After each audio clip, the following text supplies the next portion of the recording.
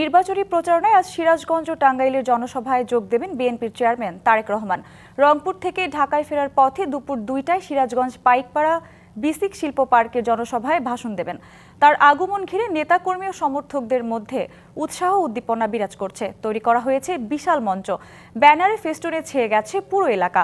দলের পক্ষ থেকে সর্বোচ্চ প্রস্তুতি নেওয়া হয়েছে বলে জানিয়েছেন সিরাজগঞ্জ ২ আসনে বিএনপির প্রার্থী ইকবাল হাসান মাহমুদ টুকু।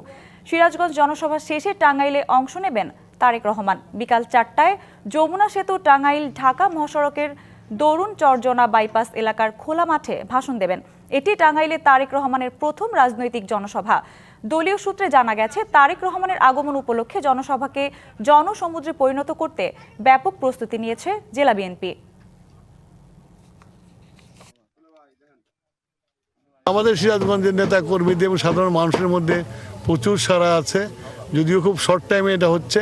আমি আশা করি এই জায়গাটা মানুষে ভরে যাবে, একটা জনসমুদ্রের সৃষ্টি হবে। বিদেশ থেকে দেশে রেমিটেন্সের টাকা আসে নিরাপদে, তাই আজই আপনার আপনজনকে বলে রাখুন রেমিটেন্সের টাকা যেন শুধু নগদেই পাঠায়।